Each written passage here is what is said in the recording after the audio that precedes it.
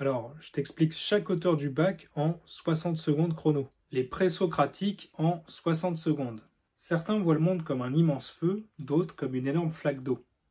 Les présocratiques, en fait, c'est les premiers à s'engueuler sur ce qu'est la matière. Les présocratiques, on les appelle comme ça parce que ce sont les penseurs d'avant Socrate, et aux alentours de 500-600 avant Jésus-Christ. Alors la grande question des présocratiques, c'est de quoi tout est-il fait? Héraclite répond que tout change, tandis que Parménide va défendre que rien ne bouge jamais. En gros, chez Héraclite, vous avez un penseur du flux, du devenir, avec sa citation célèbre « On ne se baigne jamais deux fois dans le même fleuve », puisque tout est en constant changement. Et vous avez l'être chez Parménide, puisque rien ne change jamais, tout est immuable, fixe, éternel. Socrate en 60 secondes. Socrate, c'est la preuve vivante qu'à force de poser des questions dérangeantes à tout va, eh bien, on finit par boire du poison à la santé de la démocratie. Socrate, c'est un philosophe athénien du 5e siècle avant Jésus-Christ, qui n'a jamais publié un seul bouquin puisque sa transmission était intégralement orale. Cependant, il avait une méthode imparable, celle de faire chier tout le monde, avec des questions innocentes. On parlera dans ce cas-là de la maïeutique, l'art de faire accoucher ici les idées et non pas les femmes. Pour lui et pour la philosophie, le début de l'intelligence consiste à se rendre compte qu'on ne sait pas grand-chose. En ce sens, il posait des questions aux autres pour les forcer à réfléchir et à essayer de trouver la vérité. Et donc, comme je le disais, son concept phare, ça va être en gros la maïeutique, à savoir l'art d'accoucher les esprits, ou comment en gros, en posant les bonnes questions, on oblige l'autre à réaliser lui-même qu'il est en train de dire n'importe quoi. Alors évidemment, si la personne est de mauvaise foi, eh bien on finit peut-être comme Socrate à devoir boire la ciguë et à mourir pour avoir fait chier tout le monde. Donc, plutôt que d'imposer votre avis sur X, ce serait peut-être mieux d'essayer de se poser les bonnes questions avant de penser avoir les bonnes réponses. Platon en 60 secondes. Si ta vie, ça ressemble à mater des ombres sur un mur, eh bien c'est parce que Platon avait prévu l'arrivée de Netflix. Platon, c'est le 4e siècle avant Jésus-Christ, c'est un disciple de Socrate, c'est un peu le créateur de la philosophie idéaliste, et pour lui, très grossièrement, le monde peut se séparer en deux. Je dis bien très grossièrement parce que si on va dans la nuance, la philosophie de Platon n'est pas du tout binaire. Donc vous avez d'un côté le monde sensible, c'est celui qu'on voit mais qui nous trompe sans arrêt, un peu comme un filtre Insta, et de l'autre vous avez le monde parfait des idées, qui lui est accessible uniquement par la raison. Une idée clé de Platon, ça va être son allégorie de la caverne. L'allégorie de la caverne de Platon, ce sont des êtres humains qui sont dans une caverne et qui regardent des ombres projetées sur un mur en pensant que c'est la réalité. Mais voilà, il y en a un qui sort de cette caverne et qui voit la vérité. En voyant cette vérité, il revient dans la caverne pour prévenir les autres et tenter de les libérer, et les autres le prennent pour un fou ou un prof de philo et veulent même le tuer. Aujourd'hui, sortir de ta caverne, ça pourrait consister à lâcher ton écran, à moins que les ombres te soient confortables. Aristote en 60 secondes. Bon, Aristote, c'est le mec qui gâche un petit peu la soirée barbecue en classant les saucisses par espèce et par genre. Aristote, c'est un philosophe grec du 4e siècle avant Jésus-Christ, et c'est aussi un élève de Platon, un élève rebelle de Platon. C'est un peu le père de la logique et un scientifique qui est un petit peu touche-à-tout. D'ailleurs, il est obsédé par l'idée de ranger l'univers dans diverses catégories. Selon Aristote, connaître quelque chose, c'est comprendre pourquoi cette chose existe. Tout a une fonction précise, selon lui, dans l'univers. Un concept clé rapide, c'est par exemple le syllogisme, qui est une logique en 3 étapes ultra simples. Vous avez une prémisse majeure, une prémisse mineure et une conclusion évidente, puisqu'elle découle des prémisses. Par exemple, tous les hommes sont mortels, or Socrate est mortel, donc Socrate est un homme. C'est évident. Zhuangzi en 60 secondes. Et si tu étais en train de rêver que tu étais en train de réviser la philosophie avec moi, alors qu'en fait, tu es un papillon? Eh bien, Zhuangzi, un philosophe, poète et taoïste chinois du 4e siècle avant Jésus-Christ, va soutenir que tout est relatif. En gros, on ne peut jamais être sûr de rien, pas même le fait d'être éveillé, ou même d'être un être humain. Alors sa philosophie, c'est pas pour faire une angoisse existentielle, c'est au contraire pour faire un énorme lâcher-prise. En gros, accepte le chaos et nage tranquillement dans le courant universel. Alors Zhuangzi rêve qu'il est un papillon. Au réveil, il se met à douter. Suis-je un homme ayant rêvé être un papillon ou un papillon ayant rêvé être un homme? Alors son histoire elle est marrante, mais elle est aussi lourde de sens philosophiquement. En fait, elle cache un problème profond, celle de l'illusion possible du réel et l'incertitude de nos perceptions. Épicure en 60 secondes. Épicure, c'est un philosophe qui est injustement connu pour adorer la fête, alors qu'en fait, il passait surtout son temps au jardin à manger du fromage frais. Avec Épicure, on se situe cette fois-ci au IIIe siècle avant Jésus-Christ, toujours un philosophe grec. C'est le fondateur de l'épicurisme qui prône le plaisir simple et sans excès. Son grand truc à lui, c'est de dire que le bonheur, c'est facile. Il suffit d'éviter la douleur physique et les prises de tête inutiles. Donc pour lui, c'est un grand oui pour les plaisirs simples entre amis et un grand non pour les ambitions stressantes ou les angoisses existentielles. Un concept intéressant d'Épicure, c'est l'ataraxie, à savoir l'absence de troubles de l'esprit. En gros, c'est être tranquille dans ta tête. Un peu comme si tu mets ton téléphone en mode avion. Cicéron en 60 secondes.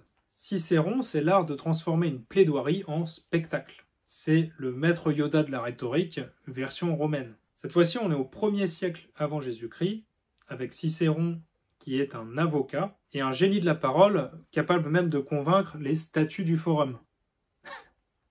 Bon, là-dessus, je plaisante. En tout cas, pour Cicéron, une vie réussie, c'est une vie rationnelle, équilibrée et vertueuse. Mais son truc à lui, surtout, c'était les pouvoirs des mots, les pouvoirs de la parole. Pour Cicéron, maîtriser les mots, c'est maîtriser son destin. Pour Cicéron, l'humain se réalise pleinement dans la culture. Je vous conseille notamment d'aller lire son De Oratore et son De Domo Sua, qui sont des textes pas si longs que ça, et qui sont très intéressants, que vous pouvez trouver d'ailleurs gratuitement sur Gallica. Lucrèce en 60 secondes. Lucrèce, c'est comment écrire un poème sur la nature pour prouver que les dieux en ont absolument rien à foutre de toi. Lucrèce, c'est 1er siècle avant Jésus-Christ aussi. C'est un poète et philosophe épicurien romain, et aussi un grand vulgarisateur des sciences avant l'heure. Alors lui, il explique que tout se balade dans l'univers, tous les atomes en tout cas se baladent dans l'univers au hasard. Donc pas de destin divin, pas de punition divine. En gros, pour lui, personne ne regarde tes conneries. Un concept intéressant, c'est celui de clinamen. Le clinamen, c'est un petit écart imprévisible dans le mouvement des atomes. Et ce serait grâce à ça que tout existe, même toi. Et c'est aussi ça qui justifierait que des fois tu loupes le bus, même de quelques secondes, sans raison apparente. En gros, avec Lucrèce, si tu rates ton bac, eh bien, c'est pas le destin qui est en train de te persécuter, c'est quelques atomes qui étaient un peu mal placés. Sénèque en 60 secondes. Sénèque, c'est un conseiller d'empereur le jour et un penseur stoïque la nuit. C'est aussi le coach de vie d'un des plus grands psychopathes de l'époque romaine. Donc Sénèque, c'est un philosophe stoïcien du 1er siècle spécialisé dans le contrôle émotionnel. Bon, sauf que lui, il a bossé pour Néron, quoi. Pour Sénèque, être heureux, c'est arrêter de vouloir contrôler ce qui nous échappe et se concentrer uniquement sur ce qui dépend de nous, à savoir nos pensées, nos choix, nos façons de réagir face aux événements. Le stoïcisme, c'est vivre en acceptant ce dont on ne peut pas changer. Bon, si tu te prends une pluie torrentielle en plein festival, c'est juste la météo, c'est rien de grave, tu peux de toute façon rien y faire, donc ça sert à rien d'imaginer tout un tas de complots contre toi. Épictète en 60 secondes. Épictète, c'est celui qui passe d'esclave à finalement philosophe star. Épictète, c'est la preuve ultime que l'important n'est pas ce qui t'arrive, mais ce que tu fais avec ce qui t'arrive. On est toujours avec lui au 1er siècle après Jésus-Christ,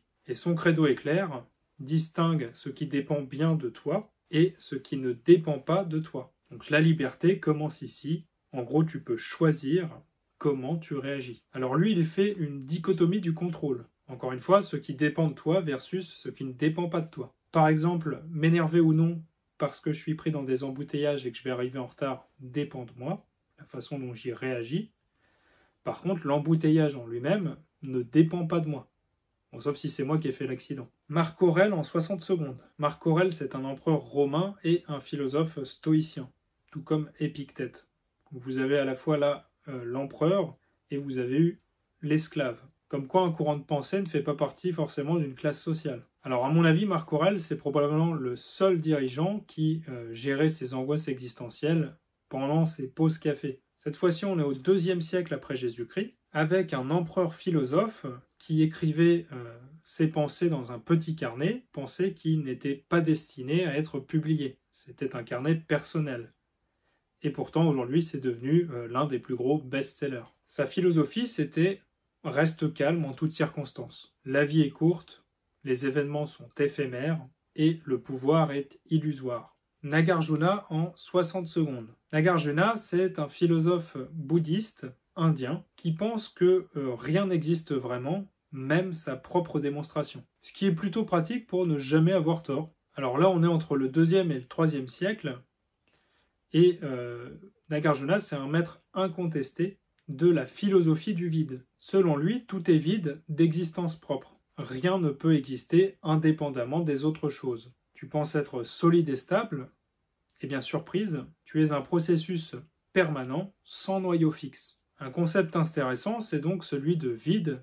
Alors c'est sunyata, si je le prononce bien, qui signifie encore une fois que rien n'a d'existence autonome. Par exemple, un gâteau n'existe pas sans œufs, sans farine, sans sucre, et sans ton envie subite d'en manger à minuit. Sextus Empiricus en 60 secondes. Alors Sextus Empiricus, c'est un spécialiste du doute radical. Avec lui, on est au IIIe siècle après Jésus-Christ. C'est un philosophe et sceptique grec, donc quelqu'un qui est spécialisé dans l'art du doute. Alors pour Sextus, il est impossible de trouver, de connaître une vérité absolue. Tout simplement parce que notre esprit et nos sens nous trompent sans arrêt. Alors pour Sextus, pour arrêter de troubler son âme et trouver une certaine tranquillité d'esprit, il vaut mieux, selon lui, suspendre tout jugement définitif. Tout simplement parce qu'il n'y a pas, encore une fois, de vérité absolue. En tout cas, on ne peut pas la connaître. C'est ce qu'on appelle aussi l'époquée. Donc pour Sextus aussi, une des meilleures sagesses, c'est d'avouer qu'on ne sait pas. Alors Plotin en 60 secondes. Plotin, c'est un philosophe grec du IIIe siècle après Jésus-Christ. C'est le fondateur du néoplatonisme. Et Plotin, il est obsédé par l'idée de revenir, de retrouver à une unité avec une sorte d'idéal absolu qu'il appelle l'un, avec un U majuscule.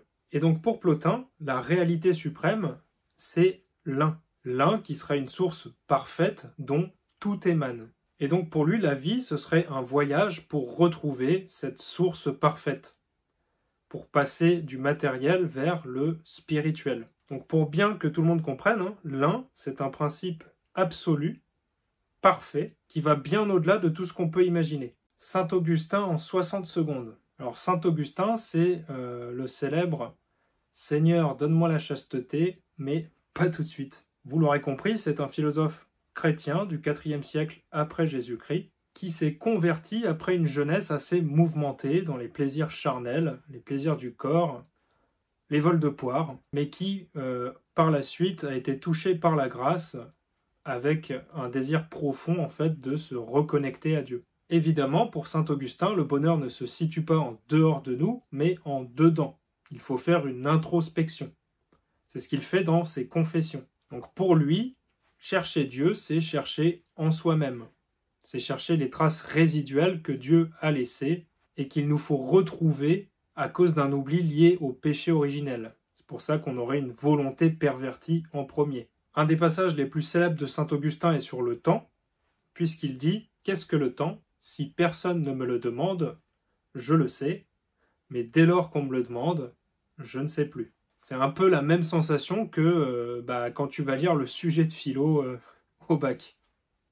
Ouais, je plaisante. Avicenne en 60 secondes. Alors Avicenne, c'est un philosophe et médecin persan du IXe siècle après Jésus-Christ. C'est aussi un des plus grands intellectuels du monde médiéval musulman. Avicenne qui se nomme Ibn Sina. Pour lui, la réalité se comprend rationnellement. Et même la question de l'existence de Dieu, qui pour lui peut se démontrer par la logique. Ce qui est assez intéressant chez lui, c'est l'argument de l'homme volant. En gros, imagine quelqu'un de suspendu dans le vide, privé de toute sensation. Il serait conscient d'exister intérieurement sans aucune expérience extérieure, et donc sans aucune référence extérieure. Conclusion d'Avicenne, l'âme existe indépendamment du corps. Ce qui est plutôt pratique si tu sais pas où tu as posé ton corps après une grosse soirée. Saint Anselme en 60 secondes. Saint Anselme, c'est un philosophe du XIe siècle après Jésus-Christ, donc philosophe médiéval et inventeur de la preuve ontologique. Le genre d'argument qui donne mal au crâne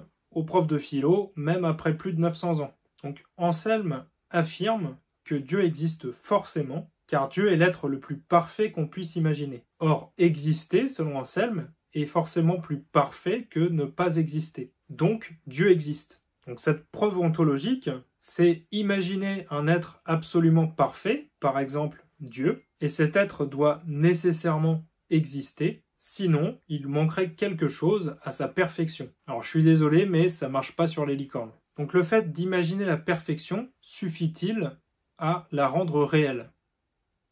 Vous avez 4 heures. Averroès en 60 secondes. Alors Averroès, aussi connu sous le nom de Ibn Rached, je ne sais pas si je prononce bien, désolé, c'est un philosophe musulman du XIIe siècle après Jésus-Christ. C'est aussi un fervent défenseur de la raison face à une foi aveugle. C'est aussi un spécialiste d'Aristote, et c'est lui qui a aussi essayé de réconcilier Aristote avec l'islam. Pour Averroès, la raison et la foi ne se contredisent jamais vraiment. Si un texte religieux vous semble absurde, eh bien pour Averroès, il suffit de le lire autrement, d'une autre manière, peut-être faire une exégèse différente. En tout cas, il faut le lire avec la raison. Pour Averroès, il existe 2 vérités qui sont parallèles. Il y a d'un côté la vérité révélée, qui relève de la religion, et de l'autre côté, la vérité rationnelle, qui relève de la philosophie. En gros, pour Averroès, c'est pas parce que tu réfléchis que tu ne peux pas avoir de croyances, et c'est pas parce que tu as des croyances que tu ne peux pas réfléchir. Maïmonide en 60 secondes. Maïmonide, c'est un philosophe juif du XIIe siècle après Jésus-Christ. C'est un penseur majeur du judaïsme, et il a été très intéressé par la conciliation entre la foi et la raison. Pour Maïmonide, on ne peut rien connaître directement de Dieu. On ne peut faire qu'une théologie négative, c'est-à-dire dire ce qu'il n'est pas. Autrement dit, pour arriver à une certaine connaissance de Dieu, il faudrait d'abord passer par tout ce qu'il n'est absolument pas. Donc je répète, mais la théologie négative, c'est une approche de Dieu par la négation. Un petit exemple pratique, tu ne sais peut-être pas ce que tu veux manger ce soir, mais une chose est sûre, tu ne veux absolument pas manger ce vieux yaourt périmé avec du verre dedans. Ou alors tu as des goûts chelous. Saint Thomas d'Aquin en 60 secondes. Saint Thomas d'Aquin, c'est la preuve vivante qu'on peut aimer Dieu et Aristote en même temps, même si c'est compliqué à expliquer à la messe. C'est un théologien et philosophe médiéval du XIIIe siècle après Jésus-Christ, et c'est à la fois une immense figure du catholicisme et un grand spécialiste d'Aristote. Et selon lui, la raison humaine peut nous rapprocher de Dieu. En observant le monde, on pourrait observer rationnellement des preuves de Dieu. Saint Thomas d'Aquin va trouver plusieurs voies pour trouver Dieu. Vous avez notamment l'argument du premier moteur qui s'inspire directement de la philosophie d'Aristote. En gros, tout ce qui bouge est mis en mouvement forcément par autre chose. Si c'est mis en mouvement par autre chose, ça veut dire qu'il y a bien un mouvement, un point de départ. Eh bien, en gros, Dieu, ce serait ce point de départ, ce serait celui qui mettrait un coup de pied dans les billes et déclencherait un domino géant de l'univers. Occam en 60 secondes. Alors, Guillaume d'Occam, c'est un philosophe anglais du XIVe siècle après Jésus-Christ. Pour lui, il faut toujours privilégier l'explication la plus simple, sans y surajouter des suppositions inutiles. Si quelque chose peut s'expliquer facilement, eh bien ça ne sert à rien de partir dans des délires métaphysiques. On lui doit la notion de rasoir d'Occam. Le rasoir d'Occam, c'est un principe qui coupe tout superflu dans les explications. Par exemple, si ton réveil n'a pas sonné, ça ne sert à rien de chercher une conspiration mondiale pour expliquer pourquoi ton réveil n'aurait pas sonné. Et non, tu n'as pas une puce dans ta molaire. Explication simple, t'as juste oublié de bien le programmer. Point barre. Et c'est pareil pour le bac de philo. Ça sert à rien de trop complexifier. Ce qui est important de faire, c'est une explication claire, nette, pertinente et progressive. Machiavel en 60 secondes. Machiavel, c'est un philosophe du XVIe siècle après Jésus-Christ, italien. C'est un spécialiste sur la question du pouvoir. Il a d'ailleurs écrit une sorte de mode d'emploi pour savoir comment garder le pouvoir. Il a une philosophie politique pragmatique et concrète, en rapport au réel. Pour lui, la politique, c'est l'efficacité avant tout. Peu importe d'être gentil ou méchant, l'important c'est surtout de savoir quand être gentil et quand être méchant. Et pour lui, il y a une nécessité parfois à entrer dans le mal, tant que c'est en vue du bien du peuple et pour garder le pouvoir et la stabilité de son gouvernement. Pour lui, il vaut mieux être craint que trop aimé. Mais le mieux, c'est d'avoir les deux. Il a donné la notion de virtu, qui est la capacité de s'adapter intelligemment aux circonstances, en vue de garder le pouvoir. En gros, il faut être assez malin pour retourner toutes les situations à son avantage. Pour lui, il ne faut pas avoir toutes les vertus. Par contre, il faut savoir les feindre. Alors, Montaigne en 60 secondes. Michel de Montaigne, c'est un philosophe français du XVIe siècle après Jésus-Christ. Sa grande obsession, c'est de comprendre l'être humain et il va essayer de le faire en faisant des introspections. C'est-à-dire en se regardant lui-même, en regardant ses comportements, ses pensées, etc.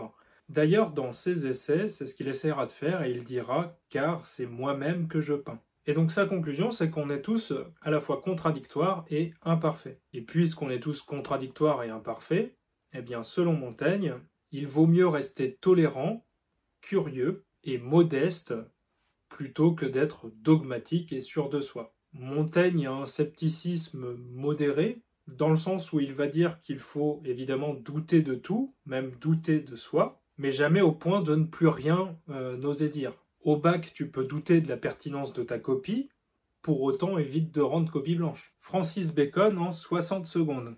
Alors je sais pas si on dit Bacon ou Bacon, moi j'aime bien dire Bacon, en plus le temps commence à s'y prêter. Donc Francis Bacon, je disais, philosophe anglais du XVIe, XVIIe siècle, c'est un précurseur de la méthode scientifique moderne, et il est obsédé par les erreurs de l'esprit humain. Pour lui, le cerveau humain est bourré d'erreurs et de biais cognitifs, d'idées reçues, et donc sa solution, ça va être une observation expérimentale rigoureuse. Autrement dit, avant d'affirmer quelque chose, il faut le vérifier par soi-même. Francis Bacon va parler de ce qu'il appelle les idoles de l'esprit. Ce sont en gros les erreurs systématiques qui nous empêchent d'avancer. Thomas Hobbes en 60 secondes.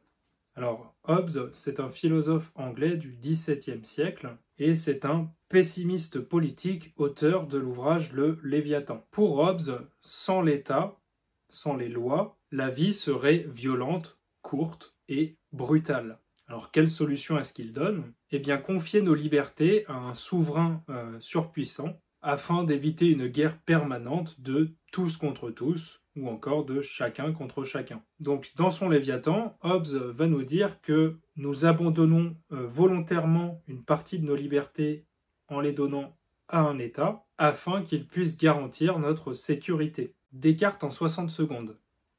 Descartes, c'est un philosophe français du XVIIe siècle, c'est un peu le père de la philosophie moderne occidentale, et c'est aussi un spécialiste du doute méthodique. Sa méthode est simple, douter radicalement de tout ce qu'on peut remettre en question. En doutant de tout, il va arriver à une certitude qu'il pense absolue, à savoir « je pense donc je suis ». Cogito ergo sum. Autrement dit, le fait de penser, et plus particulièrement de douter, prouve bien que nous existons. Donc pour Descartes, « je pense donc je suis » est la preuve incontestable de notre existence. En gros, même en plein doute existentiel, même si un malin génie se concentrait à nous tromper perpétuellement, continuellement, on ne pourrait pas douter du fait qu'on doute. Alors, Blaise Pascal en 60 secondes. Blaise Pascal, c'est un inventeur et mathématicien et penseur du XVIIe siècle, connu notamment pour ses pensées. Pascal affirme que l'être humain est un être fragile qui est coincé entre deux infinis. L'infiniment grand, à savoir l'univers, et l'infiniment petit, à savoir les atomes. Ce qui donne une certaine angoisse garantie, et pour Pascal, il vaut mieux parier sur Dieu juste au cas où. C'est ce qu'on appelle le pari pascalien. En gros, si Dieu existe, eh bien croire en lui rapporte gros, puisque vous auriez potentiellement le paradis à la clé, et s'il n'existe pas, vous perdez pas grand-chose. En gros, pour Pascal, mieux vaut jouer la sécurité spirituelle, qui lui paraît être un bon investissement.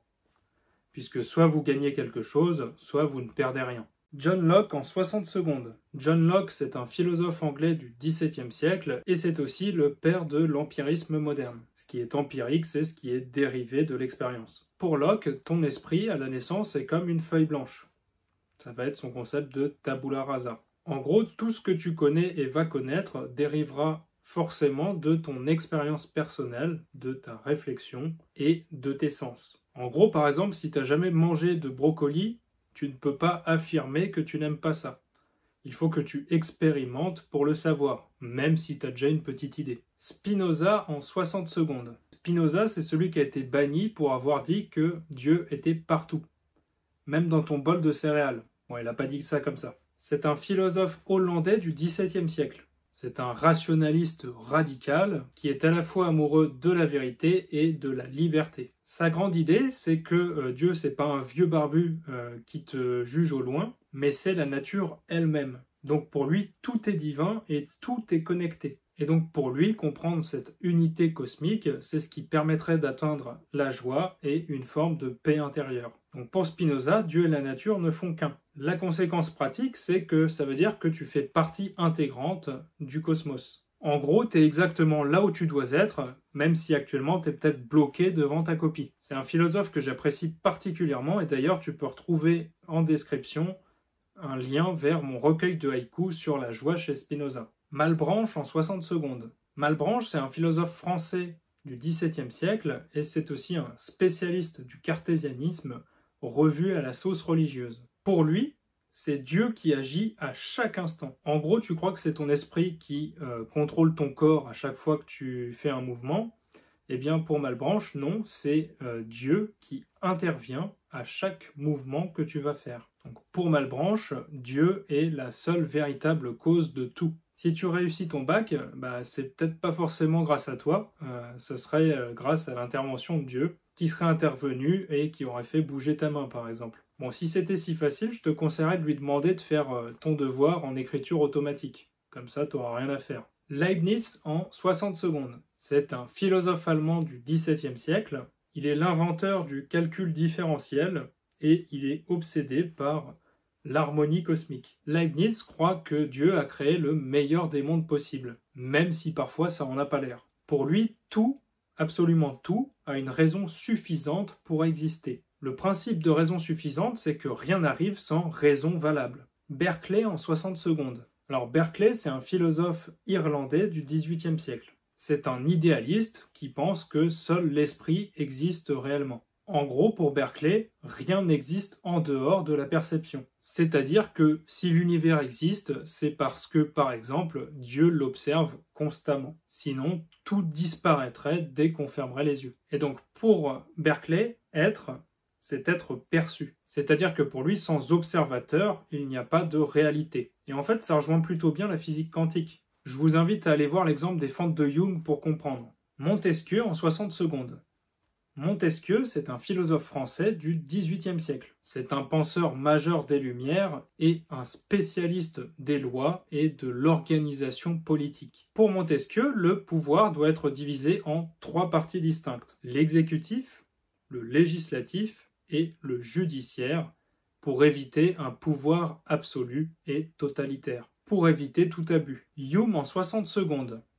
Hume, c'est un philosophe écossais du XVIIIe siècle et c'est un sceptique radical qui va venir détruire toutes les certitudes faciles. Pour Hume, rien ne garantit que le futur ressemblera forcément au passé. Ce n'est pas parce qu'actuellement quelque chose arrive toujours et tous les jours, comme par exemple le lever du soleil, que ça continuera d'arriver perpétuellement. En gros, il faut se méfier des habitudes de pensée. Donc, un des gros problèmes que traite Hume, c'est celui de l'induction. C'est pas parce que depuis le début de l'année, tu réussis toujours en révisant la veille pour le lendemain que ça fera la même chose au bac. Donc il reste encore quelques jours pour s'y mettre, alors fonce et courage.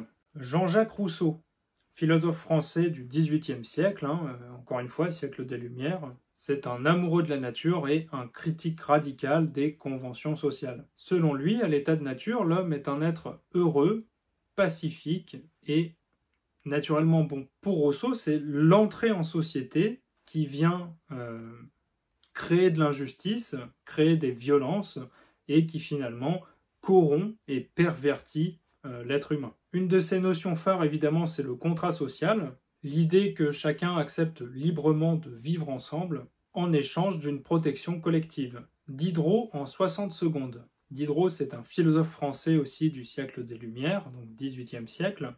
C'est le maître d'œuvre un peu de l'encyclopédie. Et comme pour beaucoup des Lumières, il croit que la connaissance et la raison permettront de libérer les esprits, et donc de libérer le peuple de l'obscurantisme. Son objectif, c'est donc de diffuser les savoirs afin qu'il n'y ait plus d'ignorance et de préjugés. Pour le dire grossièrement, l'encyclopédie, c'est un peu l'équivalent de Wikipédia, mais en plus long, et avec beaucoup plus de risques de censure royale. Condillac en 60 secondes. Condillac, c'est un philosophe français, lui aussi du XVIIIe siècle. Il est sensualiste et héritier, entre guillemets, de Locke. Il est fasciné par les sensations humaines.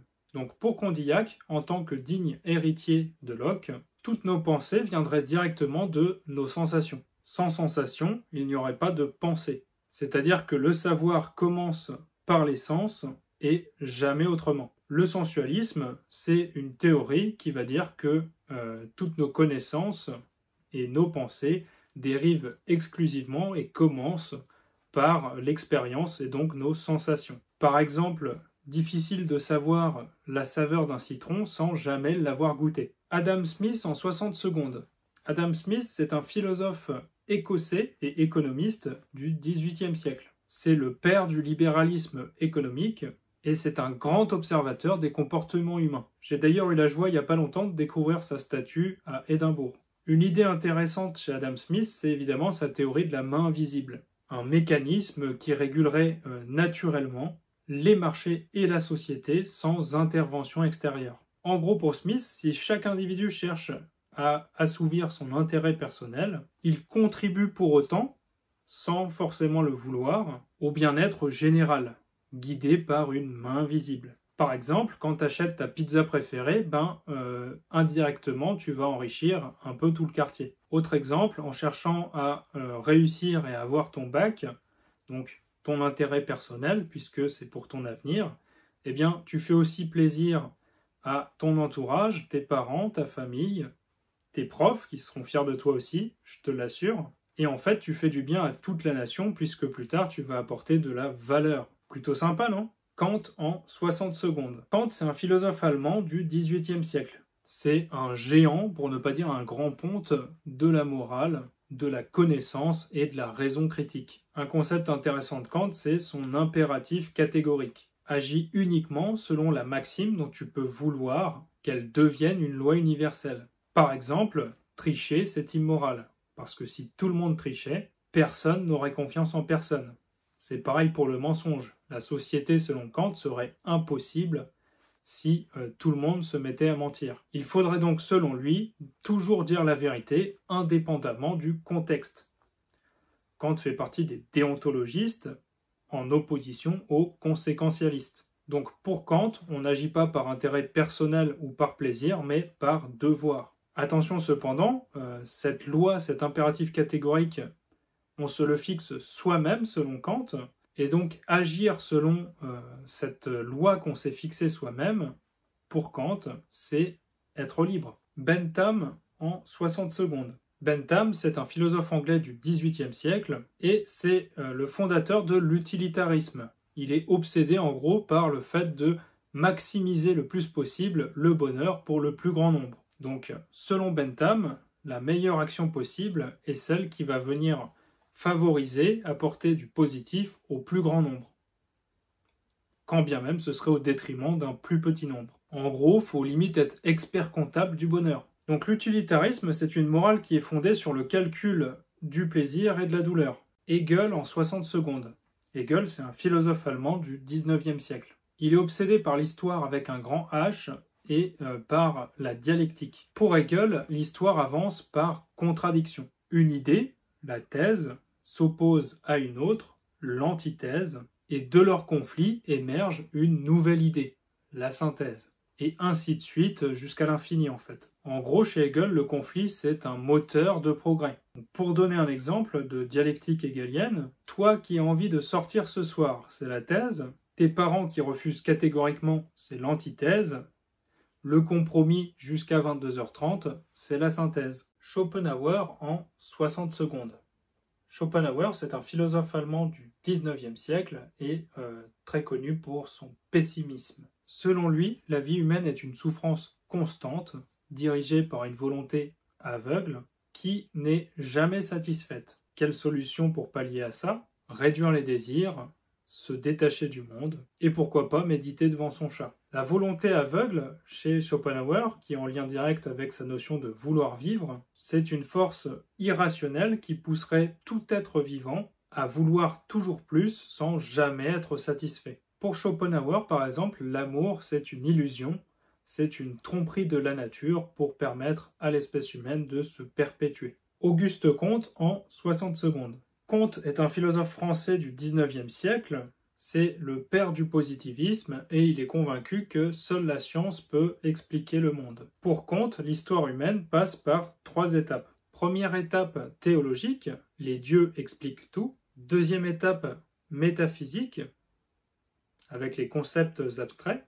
Et troisième étape, l'étape scientifique ou dite positive, qui sont de l'ordre des faits observables. Le positivisme, c'est une doctrine selon laquelle seules les sciences positives, donc basées sur des faits observables, sont valables. Il faut donc privilégier les faits observables plutôt que des explications farfelues ou mystiques ou divines, etc. Karl Marx en 60 secondes. Karl Marx est un philosophe et économiste allemand du 19e siècle. Évidemment, c'est le père du marxisme et un critique féroce du capitalisme. Il a écrit avec Engels le manifeste du Parti communiste. Alors, selon Marx, l'histoire, elle est marquée par les conflits entre dominants et dominés, entre les différentes classes sociales. En gros, les dominants, par exemple les bourgeois, exploitent toujours les dominés, par exemple les prolétaires. Sa solution à ça, ce serait de faire la révolution afin d'abolir les classes sociales. Alors pour expliquer rapidement ce que c'est que la lutte des classes, en gros, c'est les conflits permanents entre ceux qui possèdent les moyens de production et ceux qui vendent leur force de travail. Lire Marx, c'est en général te poser la question de est-ce que tu es acteur ou victime du système. Friedrich Engels en 60 secondes. Engels, c'est un philosophe allemand du 19e siècle et c'est le co-auteur du manifeste du Parti communiste avec Marx. Il est donc théoricien des luttes sociales, mais aussi du matérialisme historique. Pour lui, comme pour Marx, l'histoire avance par conflit de classe. Mais Engels insiste aussi sur l'importance de l'économie, de la famille et de la propriété dans l'oppression quotidienne. Alors le matérialisme historique, ce sont les idées, la morale, la politique qui dépendent des conditions matérielles de vie. Tu crois que tu penses librement? D'accord, mais tu penses librement dans un cadre économique orienté. Par exemple, faire des études qui te permettront de ne pas finir au SMIC. Pour Engels, si tu veux vraiment comprendre le monde, il faut que tu suives l'argent. Comment elle fonctionne, qu'est-ce qu'on en fait, quelle est sa valeur, etc. En gros, regarde les rapports économiques plutôt que les beaux discours. William James en 60 secondes. William James, c'est un philosophe et psychologue américain du 19e siècle que j'affectionne particulièrement. C'est le fondateur du pragmatisme. C'est une pensée qui juge les idées par rapport à leurs effets concrets. Pour James, une idée est vraie si elle fonctionne, si on peut la mettre en pratique, et d'autant plus si elle a des conséquences positives dans ta vie. En gros, chez James, il n'y a pas besoin de vérité absolue, mais par contre, il y a besoin de vérité utile. Pour le dire grossièrement, le pragmatisme, c'est dire que penser, c'est agir, et que la vérité, c'est ce qui marche. On pourrait presque le relier à Nietzsche. Nietzsche en 60 secondes. Nietzsche, c'est un philosophe allemand du 19e siècle. C'est un dynamiteur des certitudes, c'est un critique des valeurs figées et putrides. Pour Nietzsche, par exemple, la morale chrétienne est une morale des faibles, une morale d'esclaves. Pourquoi? Parce que selon lui, elle glorifie la faiblesse. Il faudrait donc renverser ces valeurs, opérer à une transvaluation des valeurs, créer les siennes en fait, pour devenir un surhumain. Un concept clé rapidement, c'est la volonté de puissance qui est une force vitale qui pousserait tout être vivant à se dépasser continuellement, à créer ses propres valeurs. On sera donc ici dans l'auto-approbation. Freud en 60 secondes. Freud, c'est un neurologue autrichien du 19e, 20e siècle, et c'est le père de la psychanalyse. Pour lui, la plupart de nos actes sont guidés par des désirs inconscients, par des désirs refoulés qu'on n'ose pas avouer. L'inconscient freudien, c'est un peu un réservoir de désirs et de pulsions refoulés. Chez Freud, vous avez grossièrement une tripartition, en gros, de l'âme, de la vie psychique, à savoir le moi, le surmoi et le ça. Le ça, ce sont vos pulsions, vos désirs un peu archaïques. Le surmoi, ce sont les normes sociales, les conventions que vous devez respecter en tant qu'individu dans une communauté. Et le moi, c'est ce qui va faire office de juge entre votre surmoi et le ça pour décider de l'action, du comportement que vous allez tenir. Pour Freud, par exemple, si d'un coup tu cauchemardes que tu es tout nu en train de passer le bac, ce ne serait pas un simple bug cérébral comme pourraient le dire certains neuropsychologues,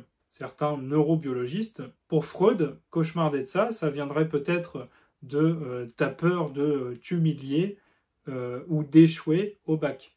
Bergson en 60 secondes. Bergson, c'est un philosophe français du XXe siècle. Et pour Bergson, il y a deux types de temps. Il y a d'un côté la mesure, qui est le temps physique, celui qui permet par exemple de calculer le temps que tu vas mettre entre un point A et un point B, et il y a la durée, qui est le temps psychologique, à savoir le temps que tu ressens psychologiquement parlant.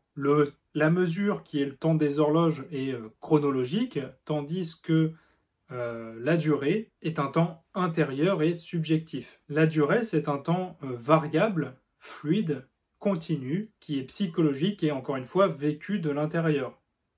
Par exemple, 1 heure à l'épreuve de bac pourrait très bien être ressentie par un élève comme s'il s'était écoulé 3-4 heures, tandis que pour un autre, ça aurait pu s'écouler comme s'il venait de se passer seulement 20 minutes. D'ailleurs, j'ai aussi fait un recueil de haïkus sur Bergson parce que j'aime beaucoup sa philosophie et je te mets le lien dans la description. Husserl en 60 secondes. Husserl, c'est un philosophe allemand du XXe siècle et c'est un père de la phénoménologie. La phénoménologie qui cherche à décrire l'expérience pure, la relation qu'on a à la chose, avant toute théorie. Pour lui, il faut voir sans déformer, donc on peut revenir à la notion d'époquer, où ici on suspend son jugement pour accéder à la pureté de l'expérience. Par exemple, quand tu regardes ton stylo, regarde le stylo en soi, et non sa marque ou son prix ou toute autre technicité, essaye plutôt de voir la relation, entre guillemets, que tu as avec ce stylo. Alain en 60 secondes.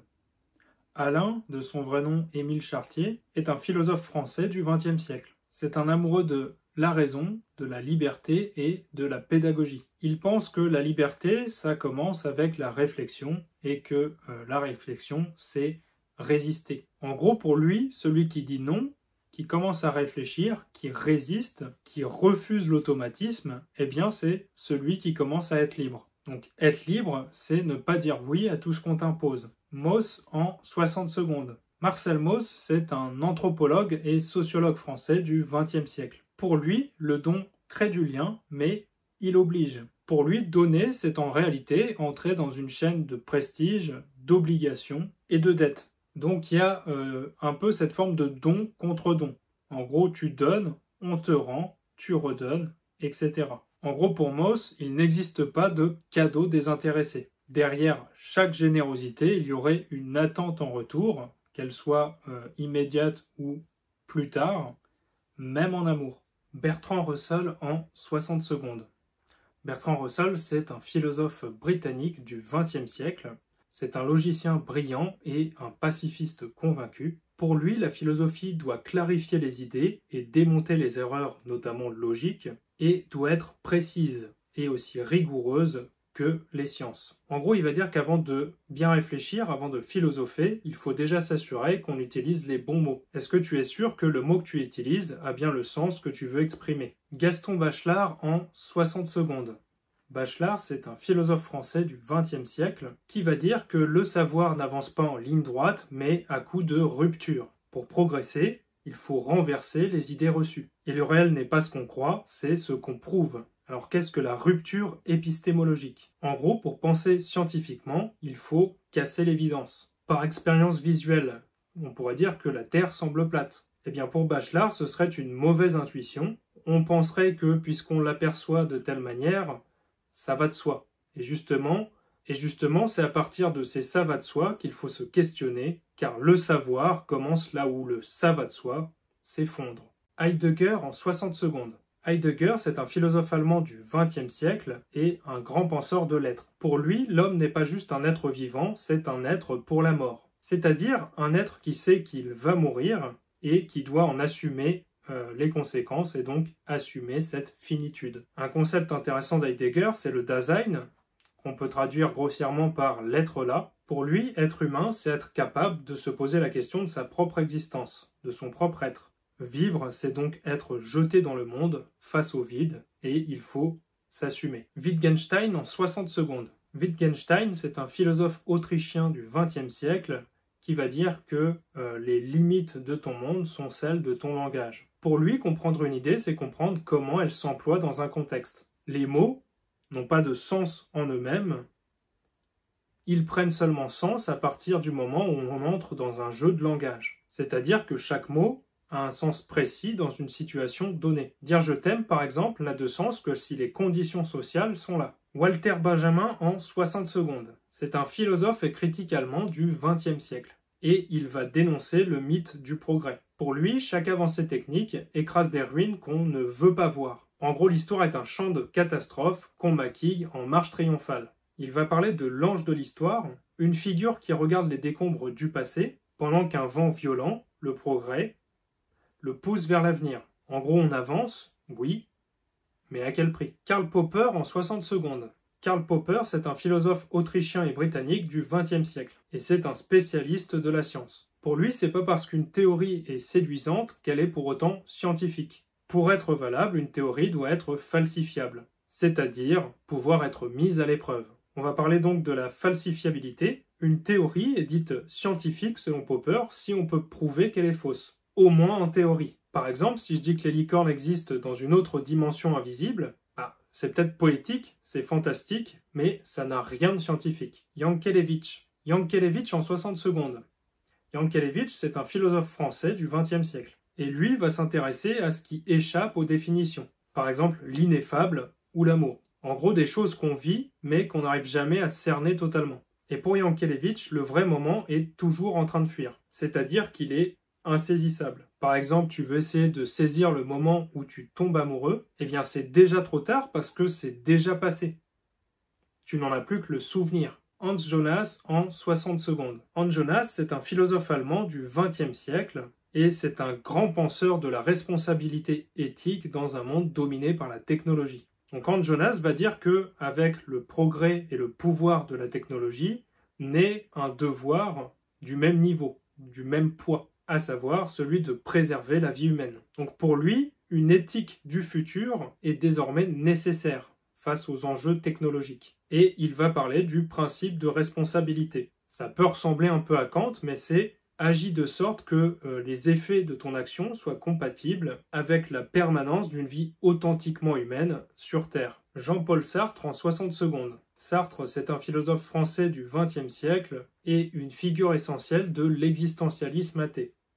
C'est aussi un grand penseur de la liberté et de la responsabilité. Pour lui, l'homme est condamné à être libre, c'est-à-dire qu'il n'a pas d'essence donnée, préexistante. En gros, il est le seul responsable de ce qu'il devient et il n'a donc aucune excuse. Il n'a aucune excuse parce qu'il n'a pas de destin et pas de nature fixe.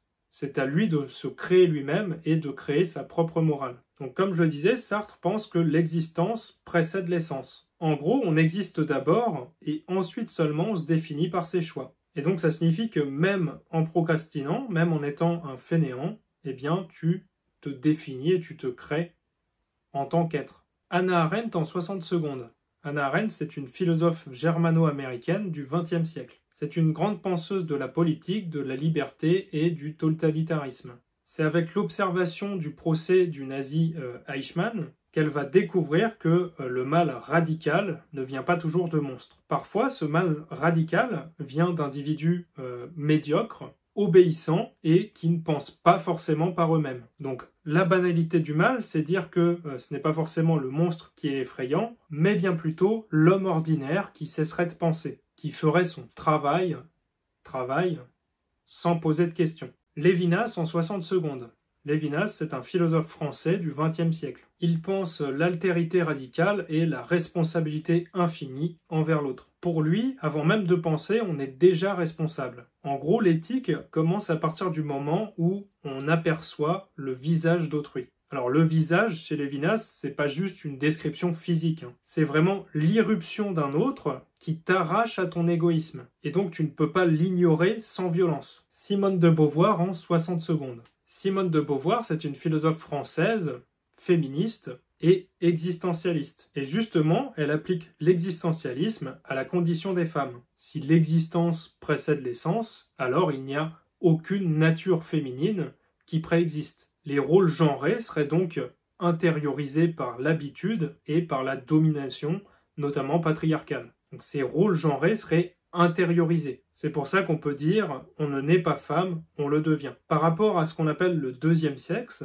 la femme est souvent définie comme l'autre de l'homme, presque un dérivé, donc quelque chose d'assez péjoratif. Or, elle doit donc reconquérir sa liberté en tant que sujet autonome et non en tant qu'objet. Objet défini par autrui, je le rappelle. Claude Lévi-Strauss en 60 secondes. C'est un anthropologue du XXe siècle, passionné par les mythes et les cultures. Pour lui, toutes les communautés, toutes les sociétés reposent sur des structures symboliques, même les communautés dites primitives. Le mythe, la parenté, le langage, pour lui, obéissent à des lois universelles inconscientes. Alors qu'est-ce que le structuralisme chez Lévi-Strauss ? En gros, c'est dire qu'au-delà des communautés particulières humaines, il y a des structures symboliques, collectives, qui les organisent, comme si on n'était pas totalement libre, mais structuré par un système. Merleau-Ponty en 60 secondes. C'est un philosophe français du XXe siècle. Il est phénoménologue du corps et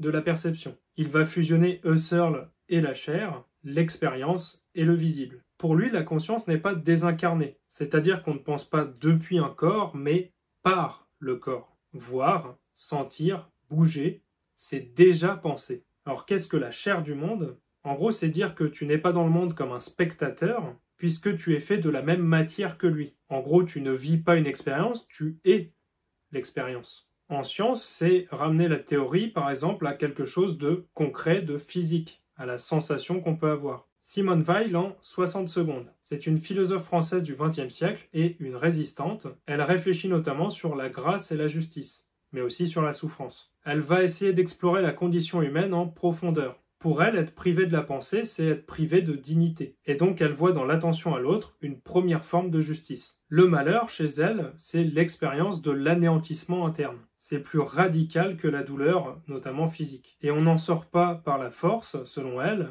mais par la grâce. Donc par l'accueil et l'humilité. Paul Ricoeur en 60 secondes. C'est un philosophe français du XXe siècle qui jongle un peu entre phénoménologie et herméneutique. Il est notamment passionné par l'identité et la mémoire. Pour lui, et c'est quelque chose que j'aime beaucoup, l'être humain est un être de récit. En gros, on devient soi-même en racontant, en interprétant son histoire. L'identité n'est donc pas donnée chez lui, elle se construit. Et il va parler d'identité narrative. C'est-à-dire qu'on n'est pas une identité fixe, mais une histoire que l'on tisse en la vivant. Et donc chaque expérience est un nouveau chapitre. Elisabeth Anscombe en 60 secondes. Anscombe, c'est une philosophe anglaise du XXe siècle. C'est une figure majeure du renouveau de l'éthique des vertus. Elle va critiquer la morale moderne, qui serait selon elle trop vidée de son sens et trop légaliste. Pour elle, il faut revenir aux intentions, aux vertus et surtout à l'intégralité de l'agent moral. On peut parler chez elle de la notion d'intention. En gros, ce n'est pas l'acte seul qui compte, mais l'intention derrière. Par exemple, faire le bien par peur, ce n'est pas être quelqu'un de juste. John Rawls en 60 secondes. Rawls, c'est un philosophe américain du XXe siècle. Et lui, il va proposer de penser la justice à partir d'un voile d'ignorance. En gros, imagine que tu ne sais pas quelle place tu auras dans la société. Eh bien, selon lui, à ce moment-là, tu choisiras forcément des règles équitables, qui profiteront à tous. Donc le voile d'ignorance, c'est penser l'équité sans savoir si tu seras favorisé. Michel Foucault en 60 secondes. Foucault, c'est un philosophe français du XXe siècle et historien des savoirs. Pour lui, le pouvoir n'est pas juste entre les mains des rois, il se niche un peu partout, dans toutes les strates, dans tous les niveaux. C'est-à-dire dans les institutions aussi, et même dans les discours. Pour lui, il y a une forme de biopouvoir, c'est-à-dire le contrôle de la vie par les savoirs. En gros, le pouvoir t'éduque, te surveille, te soigne, soi-disant pour ton bien. Donc tu es dépendant de ce pouvoir à l'école, dans ta sexualité, dans ta santé, etc. Hilary Putnam en 60 secondes. Putnam, c'est un philosophe américain du XXe siècle. C'est un penseur de la vérité et du réalisme. Il est assez célèbre pour ses expériences de pensée plutôt radicales. Il va notamment poser la question du rapport entre la pensée et la réalité. Par exemple, et si tout ce qu'on pensait vrai, tout ce qu'on croyait vrai, n'était en fait qu'une illusion logique parfaitement cohérente. Une expérience pas mal chez lui, c'est celle du cerveau dans une cuve. En gros, tu serais un cerveau isolé, nourri d'illusions. Eh bien, est-ce qu'on peut prouver qu'on ne serait pas déjà en fait dans cette situation? Évidemment, c'est plus compliqué qu'on ne le croit. Alors, je m'arrête là pour cette petite série d'auteurs en 60 secondes, mais si jamais il y en a que j'ai oublié ou que tu voudrais que je fasse, n'hésite pas à me le dire en commentaire. Si ça t'a plu, évidemment, n'hésite pas à liker et à partager pour me soutenir. Je t'invite aussi à me rejoindre directement sur mon site. J'y propose diverses choses, notamment des formations, des cours, des explications de texte, des dissertations, etc. Tu peux aussi rejoindre ma newsletter, il y a un lien directement, encore une fois, dans la description. J'essaye de t'apporter de la valeur. Cette année, je suis encore sur le fait de te faire travailler ton argumentation. Et l'année prochaine, je vais commencer à travailler tous les mois, à t'envoyer un mail pour t'aider à construire ton manifeste. Je t'expliquerai dans une autre vidéo ce que c'est qu'un manifeste. Ciao!